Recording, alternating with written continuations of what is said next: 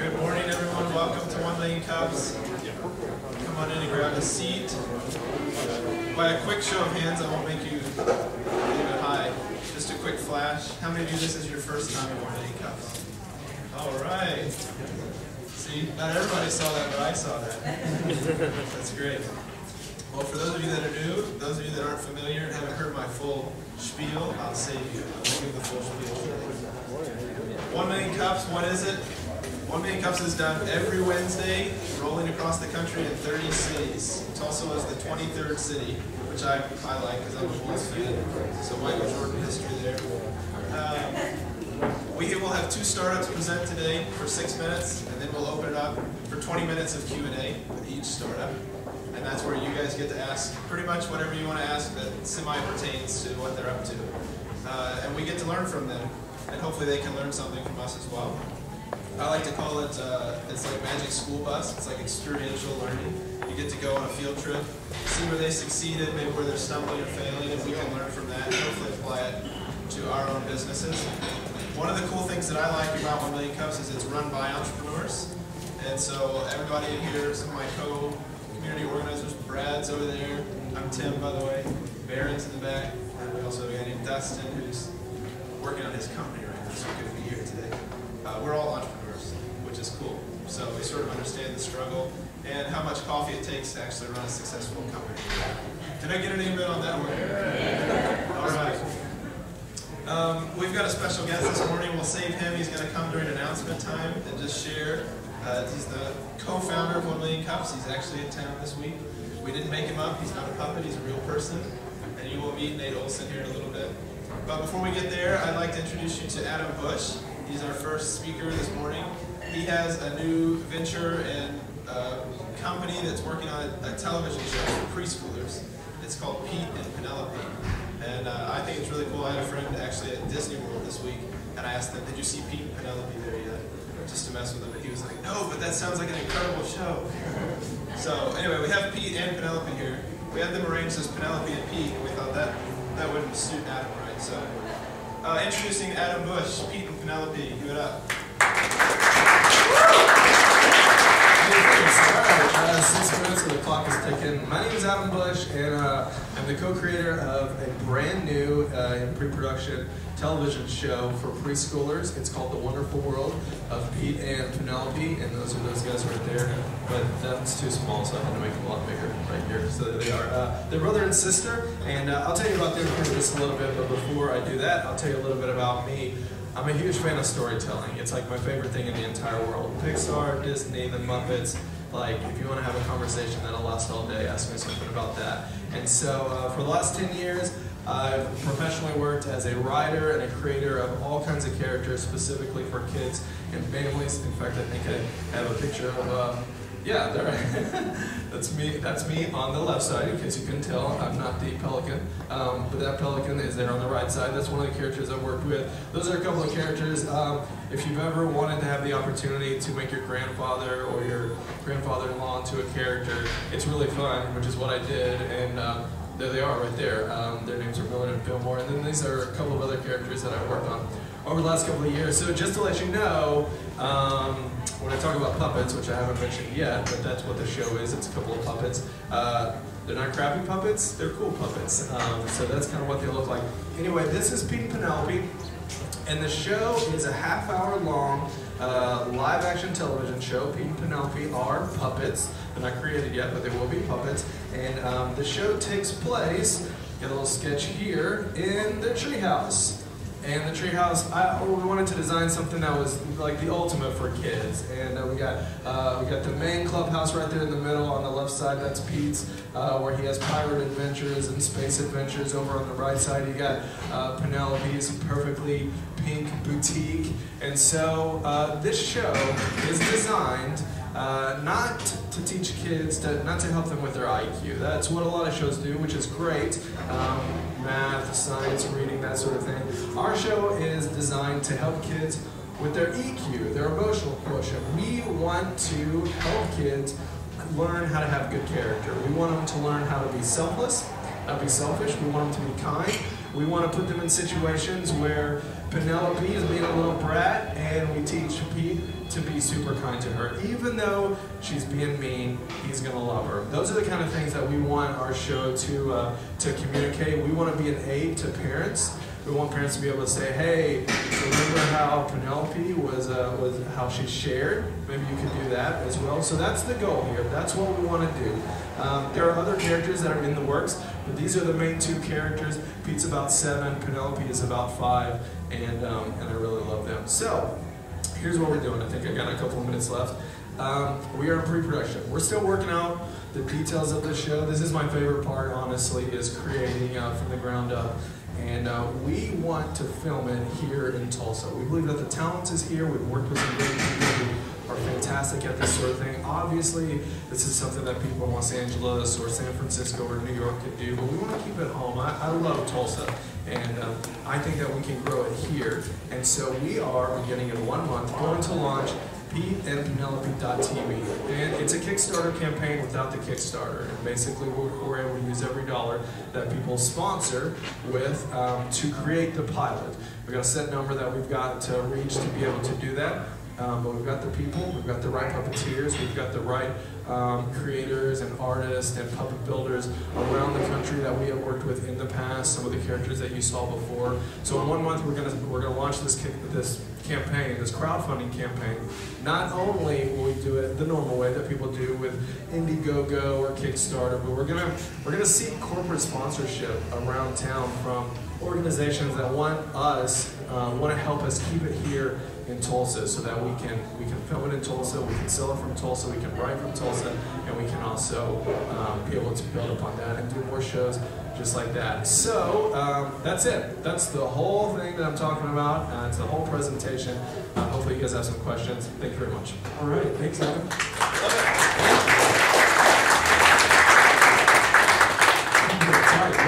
Well under your 6-minute allotment. So if you haven't been here before, now we have about a 20-minute period of questions and answers. So if you have a question, just raise your hand and get mine or Brad's attention over there, and we'll keep you in our mental queue, and the microphone will find you when it's your turn. Sometimes there's a long line, so be patient.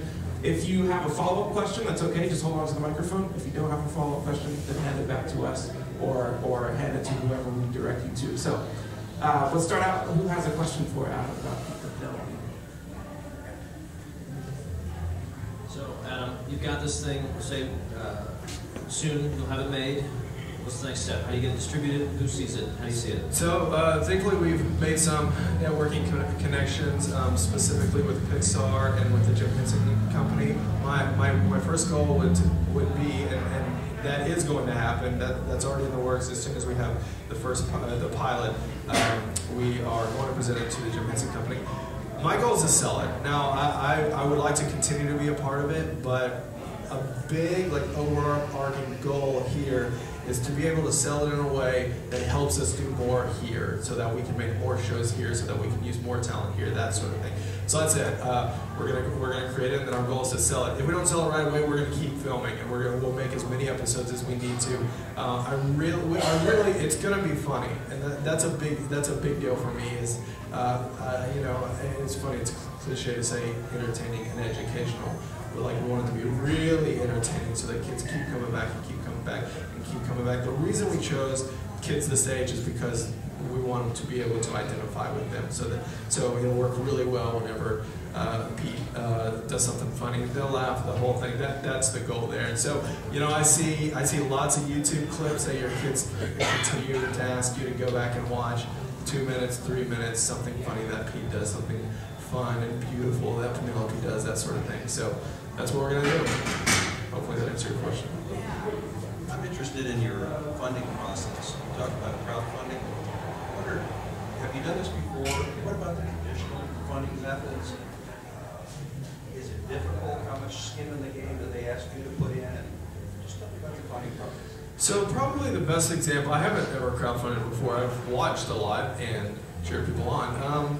You know, the reason that I right now, and it's growing, and the whole purpose of doing this thing was to get your guys' feedback.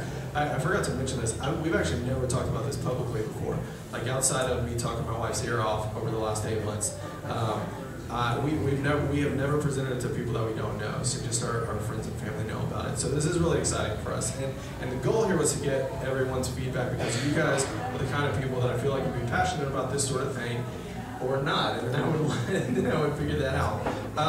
The reason that right now we're not going with the traditional Kickstarter type of crowdfunding is I don't think that is specifically for us, that is the answer. I believe that it is a tool to use, but I believe we can create the same tool and keep more money, honestly, to be able to make it bigger and better. I think a lot of people get in trouble when they say, I put it up on Kickstarter, in 60 days I'm gonna have $20,000. Well, it's not how it works. You gotta get out there and, you know, your nose to the grindstone, you gotta work. I would say that me and Steven, who's my writing partner here, I think that one of our best strengths is our ability to connect with people, and so that's what I'm gonna pull on is our connections and being able to get this in front of people. So I think that the website, whether it be Kickstarter or Penelope.TV, is secondary to the hard work that it's going to take over the next 90 days to get out there and say, will you be a part of this? Hopefully that answers your question. Yeah. Okay, I have a question. Oh, yeah. With a house full of preschoolers, what's the EQ versus IQ? Is there something sort of scientific that you can address there that has that play? Maybe talk a little bit about that. Yeah, sure. So we want kids to be able to see other kids handle their emotions properly, to learn how to grow up, how to have character, how to be patient, how to be kind, how to be able to control yourself, how to be mad but not mean, how to be able to do the things that I assume every parent would like their children to do. So that's the goal. So basically, we are going to teach Penelope how to be selfless and indirectly teach your kid how to be selfless. That way that you've got something to go back on and say, remember how they did that? That's what we want to do. Hopefully that answers your question. Yes? Yeah.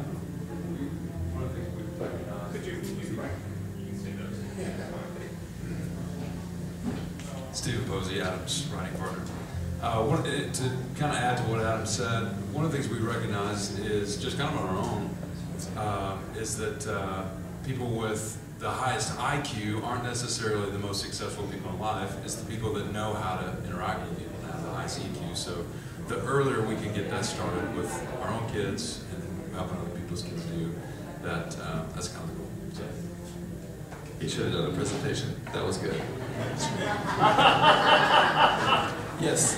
Are you familiar with Impact Productions over on Harvard? They have done a major. They've done with puppetry over there, and they may have some great resources for you. So they're like 41st in Harvard. If you. Yeah, you know, I don't know all those guys personally, but I know Steven does, right? Like you've had experience with them. That's good. That's good. Thank you very much. I appreciate that. Oh, yes, hi. Just a question, half question, half comment.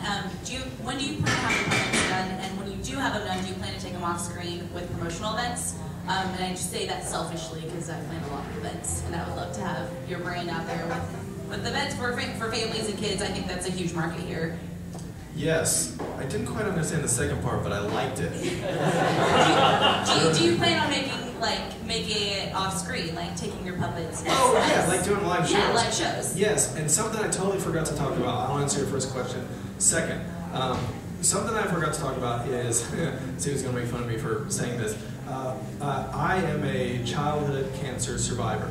When I was born with cancer. When I was 4, St. Jude Children's Research Hospital in Memphis, Tennessee, which is like the greatest hospital ever, saved my life. And they floated out. I had like 99% chance of dying. So one of the things that I did right when we got to a place where we knew what this was going to look like, I contacted them and said, we want to do a live show for you guys. And so right now we're in the works. It's a very long process because of their religious background and making sure that we are appropriate, but we will be. And so we're going to do a show there. We've teamed up with another group in town with St. Francis's Champ Camp over the summer to be able to do that.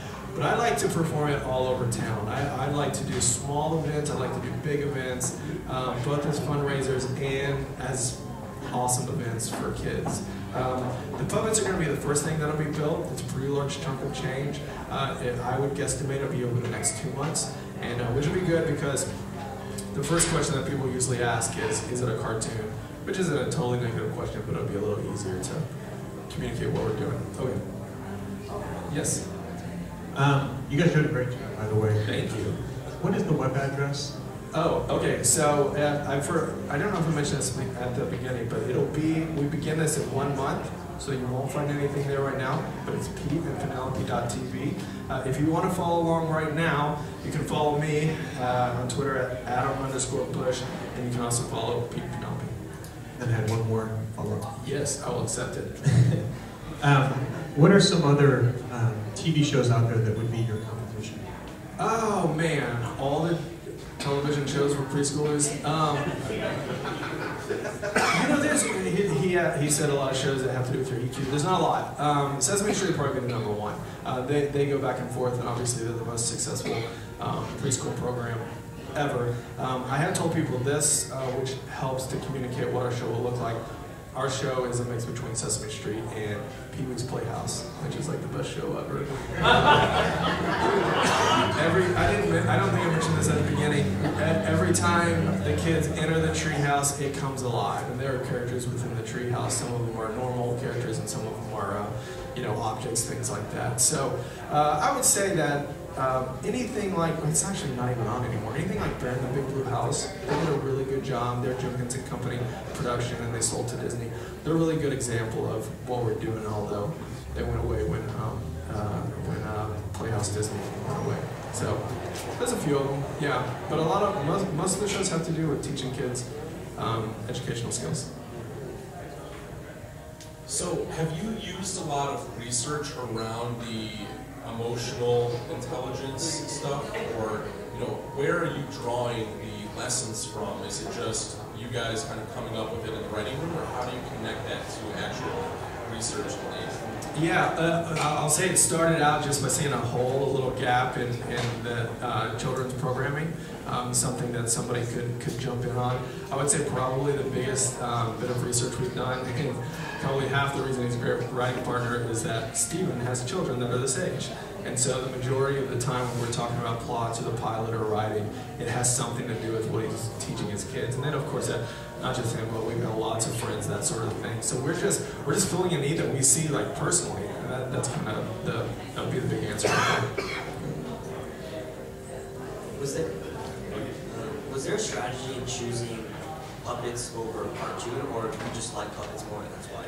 The strategy was that we could do it here, that we've worked with people who are excellent puppeteers. I have experience, we've done it for a long time.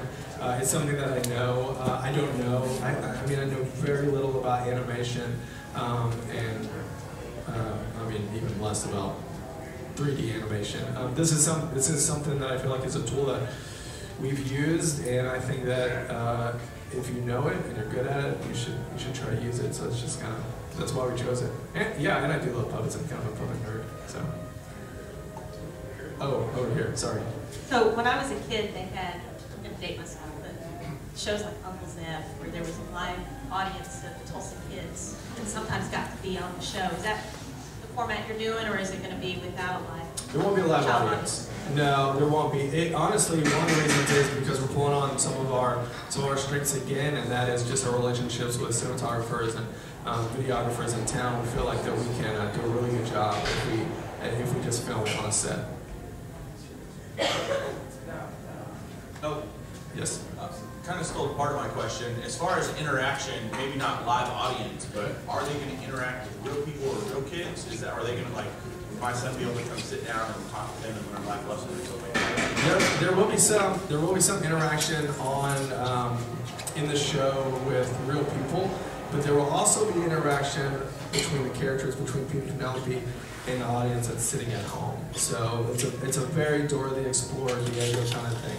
So when they ask a question, they will wait for the response of your child. So that's kind of one of the big parts of it.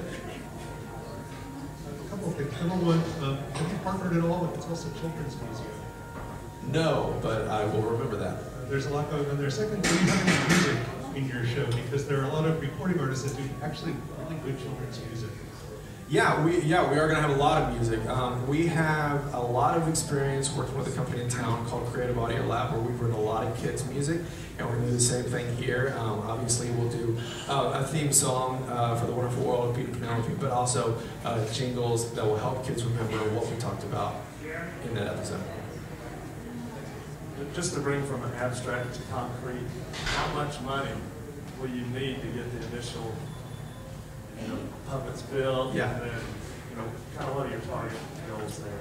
For the puppets, for the sets, for the time that we'll need to invest with talent, and these aren't the only characters. There'll be some other characters and some editing time like that. It's going to be $20,000 for the pilot, and that's going to be a large chunk of change that we will not have to raise again for the rest of the episodes, which that's really exciting once we get in there. And that's another reason we chose live action. We don't have to recreate it every single episode. We can shoot.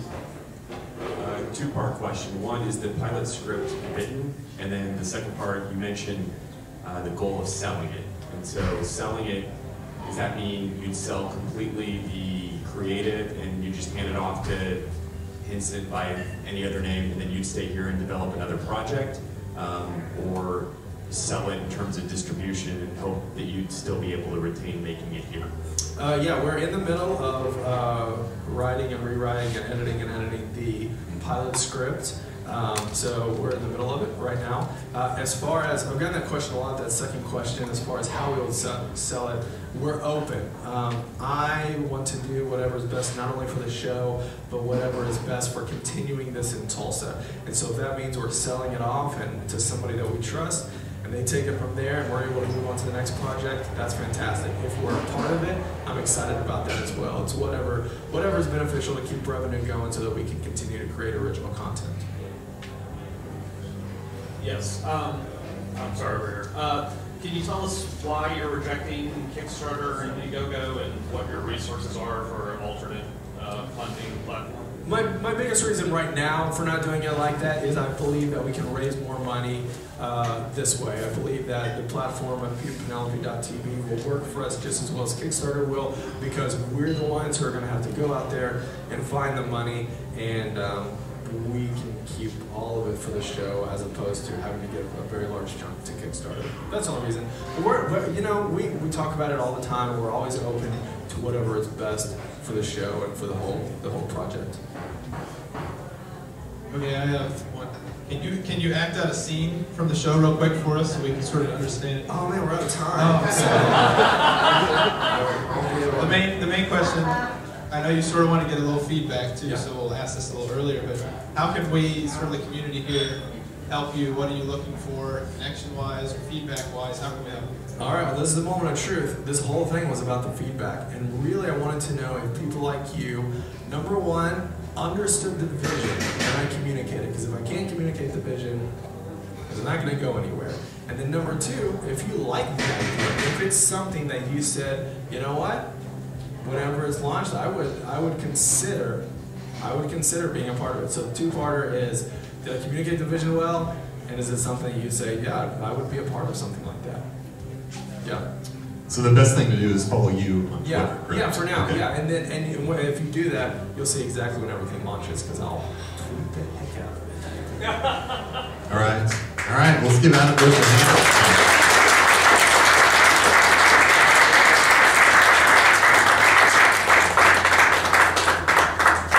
All right, we got a couple of announcements today, and Ryan, come on up. Yep, I did, so go ahead. Ron McDaniel, good to be here this morning. Want to announce Pitch Night is going to happen next Wednesday, March 12th from 6 to 8 p.m. Presented by The Mind, M-I-N-E. The Mind is a 9-month program to that was split up into 2 teams to help solve the social entrepreneurship problem. So also the entrepreneurs are doing marketing. And the way we're approaching our problem is trying to create a lot of money for entrepreneurs and future entrepreneurs to be able to test their concept over a short period of time. But we need your help to get that lot of money a reality. So we're going to test this idea on March 12th from 6 to 8 p.m. at the Forge by getting 6 ideas up to $1,000 each, and then 6 weeks to test their idea. It's pretty easy. Application can be found at themindtulsa.com/events. Free limited application. Submit that. Come to the pitch night on March 12th at 6. Give a 2-minute spiel to us about why your idea is worthy of this $1,000, and we'll announce the winners that night. So you don't have to wait to find out. You're going to know right away if you got the money or not.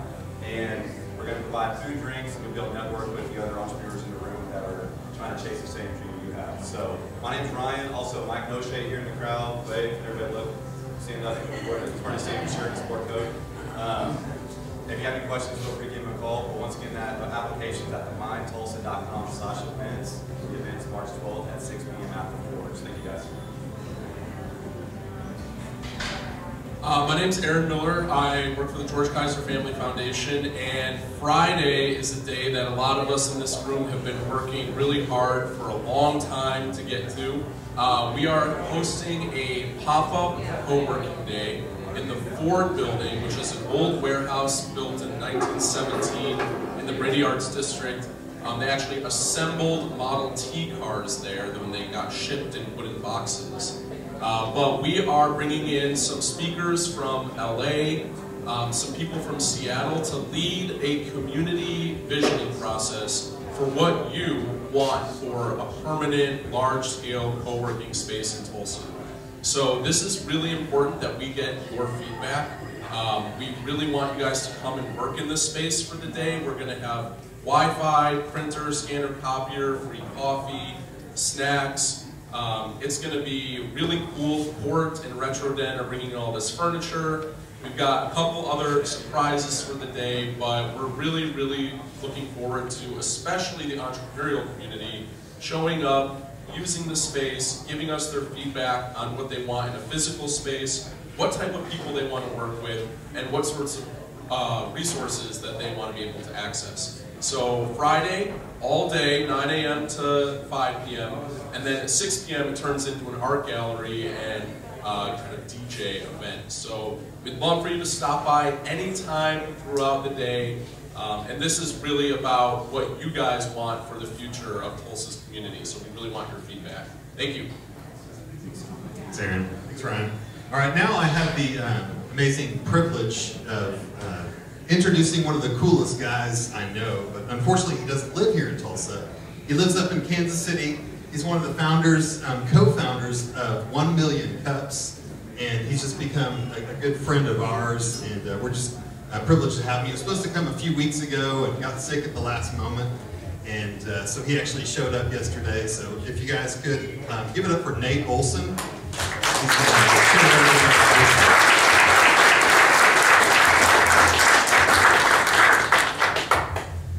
Okay, yeah, my name is Nate Olson. By the way, that event on Friday sounds incredible. So, guys, I'm in full support of that, even though I'm not going to be there. That sounds incredible, and it kind of reminds me of what happened in my story in Kansas City. So I'll just take a quick opportunity to share with you how 1 Million Cups started and where we're at now, where we're going. So, flashback 2 years ago. 22 years old, just graduated from Rockhurst University, private school in Kansas City, and had no idea what I wanted to do with my life. Wanted to help people, but didn't know what that would look like or how that would manifest itself.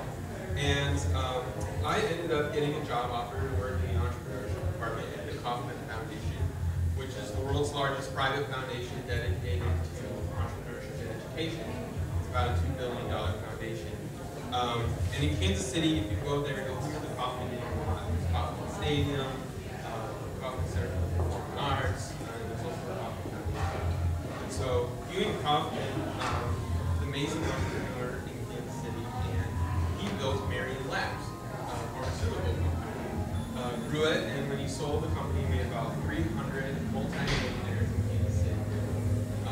And when he passed away in the mid-90s. He left $800 million in his foundation. And really his vision was that he was a farm boy from Kansas, and entrepreneurship in that path took over his life and changed the city, changed his life, changed thousands of lives.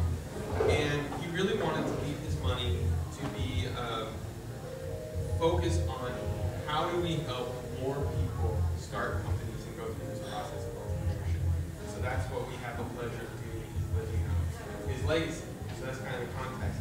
I get hired in this really cool place in the entrepreneurship department, like, without a job description. They said, help as many entrepreneurs as you can. Go. Didn't know any entrepreneurs, so it was like, I had to be entrepreneurial, and I started hanging out with a lot of entrepreneurs.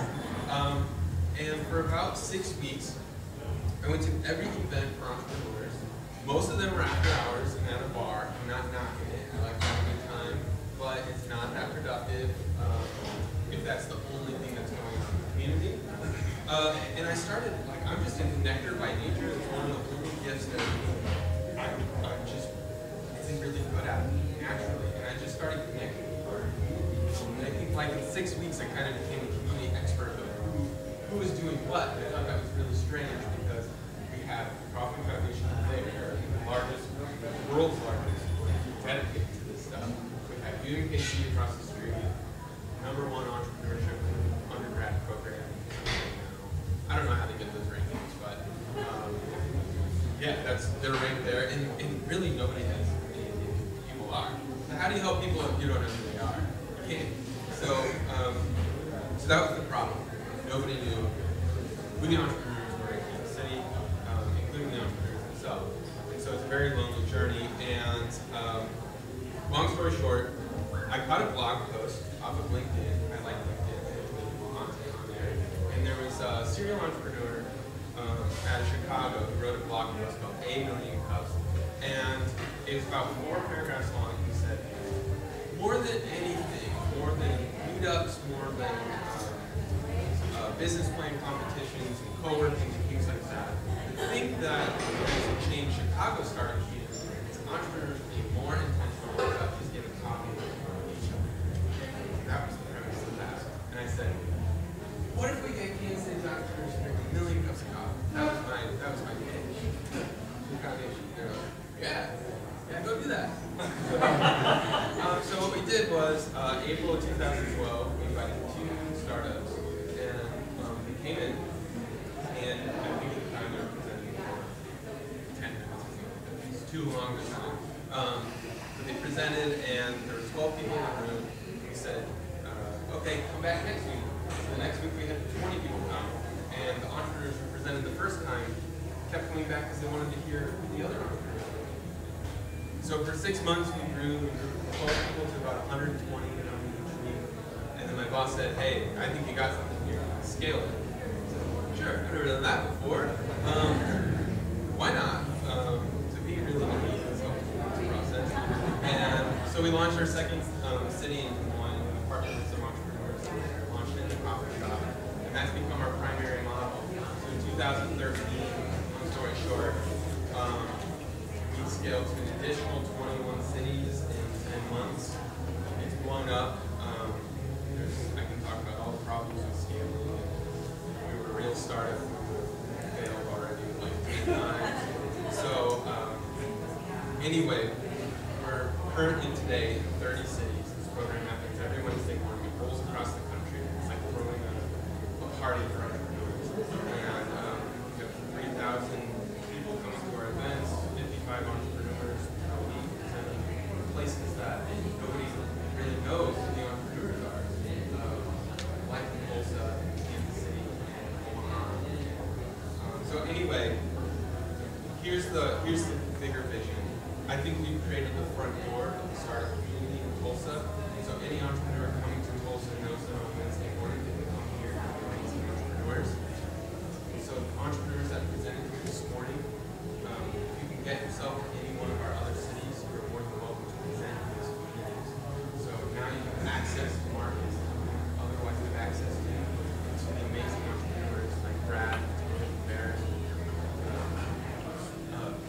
Justin, who helped with the program.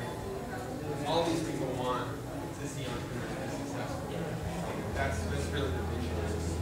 We're going global with this program. We'll have access to take your idea from your state to your region to coast to a global platform. And it's really my privilege to serve the community organizers who serve all of you. So make sure to give them lots of hugs and love because they volunteer their time to be able to do it. And I'm already over my time. I want to make sure we have time for our presenters because that's what we're here for. But appreciate you all coming. Bring more people. Let's blow this thing up and support your team here.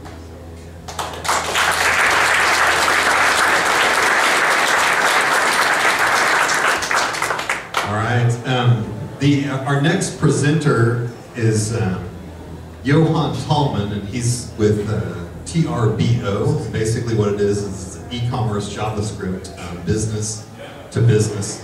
So if you guys could give it up for Johan Tallman.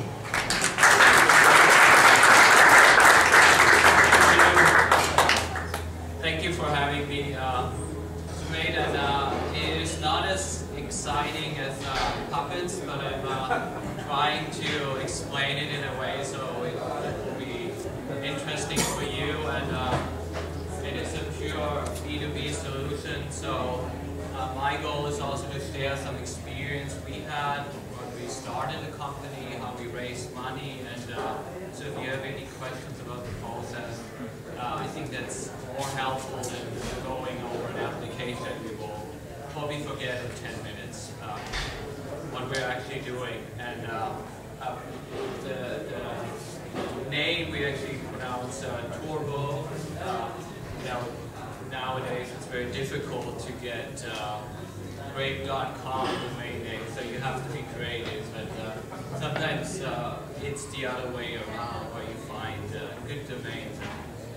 Suddenly that ended up being our company name. So what we essentially do in a nutshell is we work with e-commerce shops to optimize their revenue. And one element is they can either sell to more people coming to their site, or they can sell to existing customers who are on their site shopping, sell more products. And how we do that is we try to use behavioral science to engage people when they're on an e-commerce site to either purchase more product or initiate an initial purchase. And what we experienced, we worked with different ventures before, mainly in the tracking segment, and the e-commerce segment was very interesting for us because it's fairly inefficient. Like most shops you're going to are very static. You have your product categories, you're going in, you basically have to know what you're looking for, or you're getting some kind of promotional, or you code, or you have purchased with the company before, and they redirect you to the site. But the segment itself has major problems in a way that, for example, 75% of people like you, they place an item in a shopping cart, but they essentially never purchase that item. And most e-commerce platforms, they really don't remarket to those people. So what we do is we develop the JavaScript and that plugs into the e-commerce shop, so we can track the behavior of people being on the site, how they navigate, what is their intention, and also we can predict what is the likelihood that they are going to exit the store. And when we realize there is either an exit, that we can blend in promotional offers or specific cross-selling opportunities to get them to either place their first purchase or also predict if they are likely to purchase another product. So in the essence, if you're on the site, it is essential that you stay there, and for the shop owner, it is important that you're purchasing that product. And we've also realized that almost 60% of people, they wouldn't have purchased the product if they wouldn't have received any promotion offer. And then also some of the e-commerce shops, they realized that almost 60% of people on the site, they would purchase another product if they would be presented with the right product at the right time. So if you're looking at a pair of jeans that works well with some other items, but sometimes those are never presented and you don't really see those products. So cross-selling for those shops is very important. And I will show you some examples how we implement the technology and how it will actually look like at the user interface. But for us, one important element is to transform that e-commerce shop into the new store. Because everybody here is probably entering that shop through a different channel. You can come through social media, you can come through paid ads, or you're coming directly to the shop. And each of those channels has different attributes and different intentions. For example, if a friend of you, they share a link to a specific product, and then you go to the shop, so your buying intention is probably higher than you're coming to pay them. And we analyze the data and we try to find the likelihood for that specific visitor coming to the site, changing the layout dynamically and presenting specific offers to that person. So in the essence, we're trying to transform that shop you're going to into a store that is based on your preferences and based on your user behavior. For example, if you're coming back to the site, then and you placed an item in the shopping cart, and we can remarket that product to you. And most of the time, that's never done. Or for example, if that product is not in stock, then we can see similar products, and then we remarket it directly on your site. Time on 6 minutes, Johan. So we're going to turn it over to Baron for the question and answer session. So right now, Amazon.com is probably the leader in the behavioral science dealing with shopping carts and checking out. Is this a product that kind of directly competes with the functionality that Amazon provides so that people that are running their own e-commerce sites can duplicate that type of functionality? And what is the actual product that your customer buys? And you mentioned there's a JavaScript package. Is it a JavaScript e-cart system that they plug into their existing e-commerce site, or are you providing an e-commerce solution that has all this functionality built in?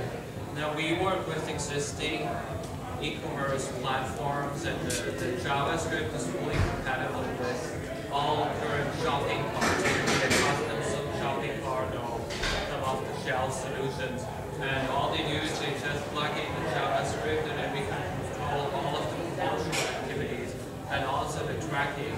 One element we are emphasizing is to track that user behavior and get that data back into our system. And the end user itself, all they would see is, they would see some of the promotional layers they're blending in, and there could be, there could be a promotional code. There could be also a product that goes well with another product. And back to the Amazon technology is that we are trying to bring some of those ideas to mid-sized shops who don't have the capabilities and resources to really have that technology implemented in their shop. So most of the time, the shops get the idea and it solves a problem they currently have.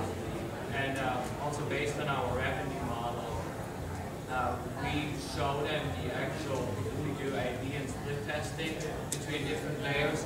So at the end, we actually show them the uplift between the three testing groups, and our revenue is only based on the actual uplift of the revenue. So there's no monthly subscription fee or anything. It's also a very attractive business model to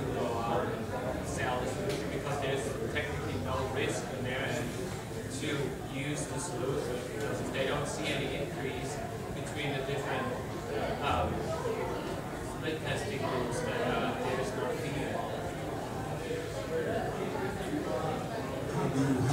Have you done much testing on this? When you doing testing? We have currently around roughly 25 shops, mid-sized shops where the technology is in use. And some of them, it really depends on the industry. Like the clothing industry works pretty well because they're more driven by incentives. And we have some electronic stores where we actually see a negative impact on some of the layers. So it really depends on the industry. We have about 22, 23 shops where the technology is in use right now.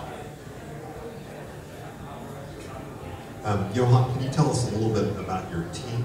And then, did you mention the cost of this app, I guess, or does it just depend on business? We started roughly mid last year, and we have around eight people in Germany where there's our main development team. And it was important for us to capture as many markets as we can at the beginning. So for us, the US market was very important, and we wanted to do not only start, we have done that before, and it was to have a good experience, but to build two markets parallel. So currently we're offering the product in Germany, France, the UK, and the US. And most of our teams are back in Germany. We're hoping to quickly grow the US market and to build our team here in Tulsa, which is also, I moved to Tulsa 7 years ago. One element I've seen was that we can compete with Silicon Valley or some other great startup cities, but I think we could compete internationally. And I worked with an international company before, and I always get that feedback that companies, they could be all over Europe, they are trying, because the US market is so attractive, they're trying to expand into the US market, but they are not really presented with the right opportunities.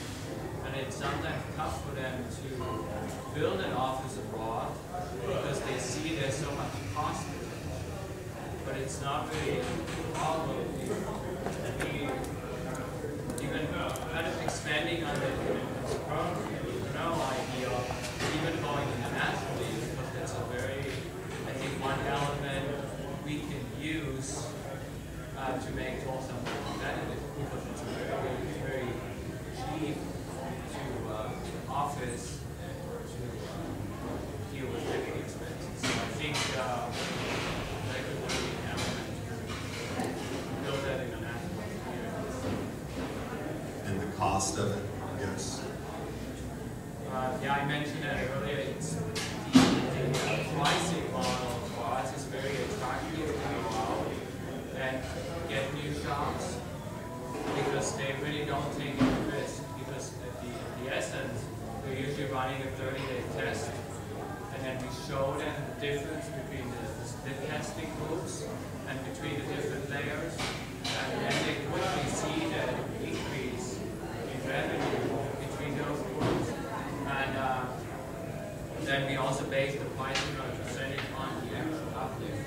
So most of the time we're not dealing with, especially in that online segment, it was very important for us to not deal with the marketing dollars, because most of the time the marketing dollars we really have to fight for, because there's so many solutions. If you call someone in the marketing team, especially in the kind of mid-sized growing companies where they're large enough, but they have enough barriers to get through, then they are getting hammered every day with a new solution of tracking, optimization, but our approach is to go after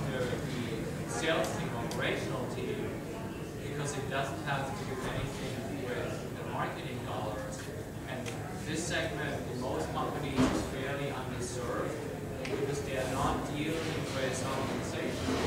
All they want to see is we want to sell their home. And we give you a percentage. It's basically bringing someone in the country and paying a commission. And for most CEOs we're dealing with or business intelligence, for them it's fairly a no-brainer. Because they feel like, well, you bring that technology, you don't have to pay a monthly cost. Try it, and if you see an increase, we are happy to pay you because we can statistically relevant, we put those groups next to each other, and they can see that there's an increase, that there's a slight increase, or there could be some shops when we run some campaigns, they even see a decline. What is that percentage? Percentage it depends on the size of shop. So for example, the mid-sized shops, they usually have around 15 to 18,000 conversions per month. Transactions, roughly 500, 600 a day. The percentage range is between like 12 and 15%. And then for some of the larger shops, it could be as low as 5%. Because they are dealing with only 2,000 conversions per day. And how easy is this to integrate into a shopping cart area? Is that something that you guys help them with and integrate that with? We have a great integration knowledge base. Most shops we work with, it's really copy and paste, and it takes them roughly 15-20 minutes. Yes, we provide all of the steps in the actual JavaScript that can be generated from our dashboard. They take that and then all they need to do is to paste it in their header of their current site. And if it's an off-shelf solution, then we have implementation guides, and it usually takes about the max, I would say, 30 minutes to put everything in place.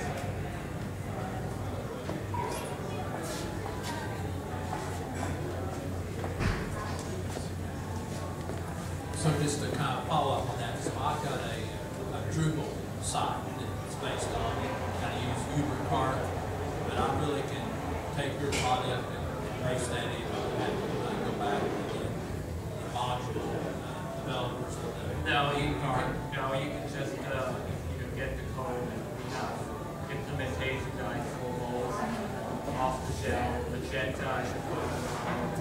We have a step-by-step guide where you can just put it into one module, and then we run usually a 30-day test to collect the data, to analyze the user behavior, and then the actual layers are kicking in. Johan, as a site this is installed, I operated the system in the dashboard. Is that something that automated that your staff actually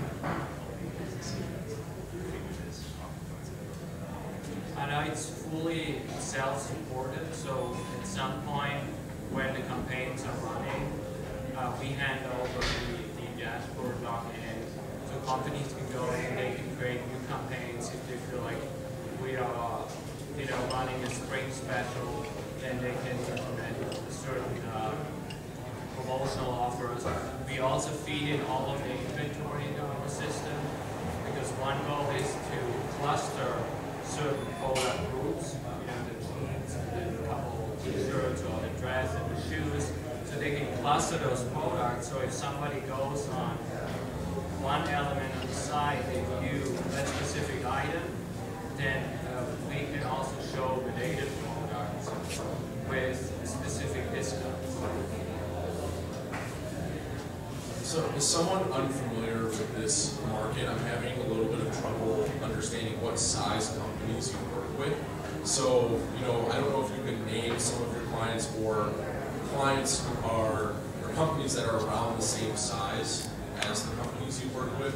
Like, I'm assuming it's not a Macy's or a company that big, but what size company and what are examples of companies? So in the we have right now we have a couple shops in the U.S. but they are fairly niche, and example one we just started with the implementations in Drysdale, and I was really surprised because I don't want to reveal the numbers, but they have a really fair amount of conversions.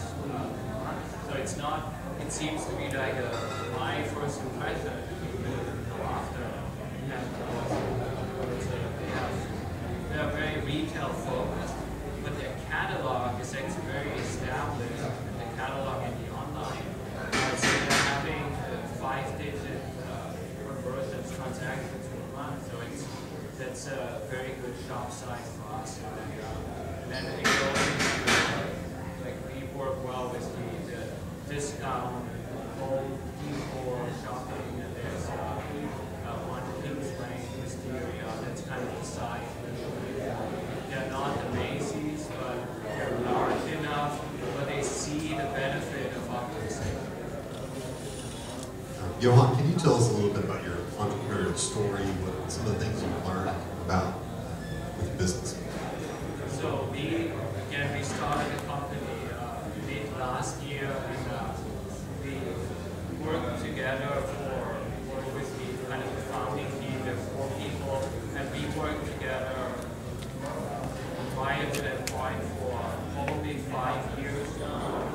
And I think one element I realized quickly with raising money is that the team is a very important factor, because most VCs, and we are going to be the second round of funding, is they're really going after the team experience, because they are kind of predictive factors. Like, let's look at the past, what they have done, and the likelihood that they're succeeding is more if they succeeded in the past. And two of the co-founders, they had a venture before the company. So last year, that's how they provided some of the seed funding, and that was a very successful exit. So with most of the VCs we're talking to, is if they see that success story, it is very essential for them to say, well, they did it once, they are probably able to do it again. And they really don't care about the technology and, as much as you do probably, but they really are looking for a strong team. And I've experienced that in the past with failing ventures where the team was just some mix of convenience. And I think if you are in the midst of starting a company or having a startup, then I think that's one element you should probably refocus if you don't have that team in place. We need to wrap up. So to finish, what can we, the community, do to help you? Again, Tulsa is very limited on the e-commerce shop, but if you have any contacts where we can run tests with e-commerce platforms, that would be helpful. And we are also, if you know someone, probably within the next month or so, we'll be trying to hire someone who has experience in the kind of selling software as a service, which is also very difficult kind of in that Tulsa market, sometimes finding with the experience that. Okay, well, let's give a hand for Johan and TRBO.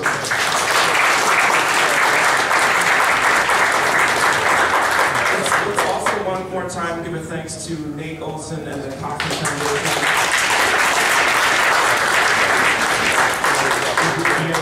We're really proud to have 1 Million Cups in Tulsa, and we're really proud of the community's involvement with it. So we meet every week, Wednesday morning at 9 o'clock. We hope to see you next week. Thanks for coming.